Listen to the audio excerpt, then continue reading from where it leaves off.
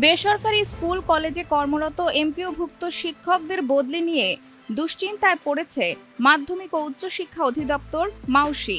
প্রতিষ্ঠান প্রধানদের তথ্য ইনপুট এবং নবম শিক্ষক নিয়োগ বিজ্ঞপ্তির কারণে দুশ্চিন্তা তৈরি হয়েছে বলে জানা গেছে। মাউসির সংশ্লিষ্ট সূত্রে জানা গেছে, বদলির জন্য আগামী 10 জুনের মধ্যে প্রতিষ্ঠান প্রধান শিক্ষকদের জন্য টেলিটকের তৈরিকৃত সফটওয়্যারে ইনপুট দিতে হবে। অনেকগুলো তথ্য সফটওয়্যারে ইনপুট দেওয়ার কারণে এই কাজে ভুল হওয়ার সম্ভাবনা প্রবল, কেননা প্রতিষ্ঠান প্রধানরা আইটি সংক্রান্ত কাজে পারদর্শী নয়। ভুল তথ্য দিলে বদলির আবেদন করা শিক্ষকরা নানা বিপাকে পড়তে পারেন।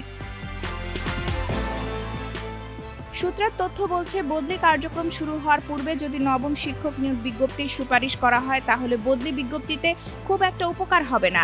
দূরের শিক্ষকরা নিজ জেলায় ফিরতে পারবেন না, কেননা নবম শিক্ষক নিয়োগ বিজ্ঞপ্তির জন্য ইতোমধ্যে শূন্য পদের তথ্য সংগ্রহ করা হয়েছে।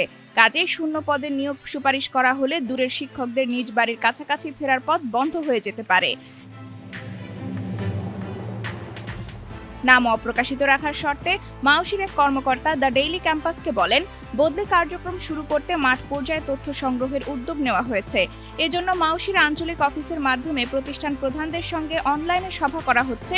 তবে এই সভায় উপস্থিত প্রধানরা সফটওয়্যার সঠিকভাবে ব্যবহার করতে পারবেন বলে আমাদের মনে হচ্ছে না।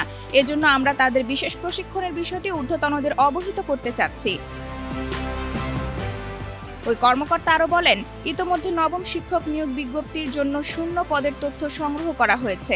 এখন বদলি চালু হওয়ার আগে যদি শিক্ষক নিয়োগ বিজ্ঞপ্তির সুপারিশ করা হয় তাহলে পদগুলো ব্লক হয়ে যাবে। ফলে তখন বদলি কার্যক্রম শুরু করলেও পদ ফাঁকা না থাকার কারণে দূরের শিক্ষকদের নিজ জেলায় ফেরা সম্ভব হবে না। এজন্য নবম নিয়োগ বিজ্ঞপ্তির সুপারিশের পূর্বে বদলি কার্যক্রম চালু হওয়া দরকার। এ বিষয়ে শিক্ষা মন্ত্রণালয়ের নির্দেশনা প্রয়োজন হবে।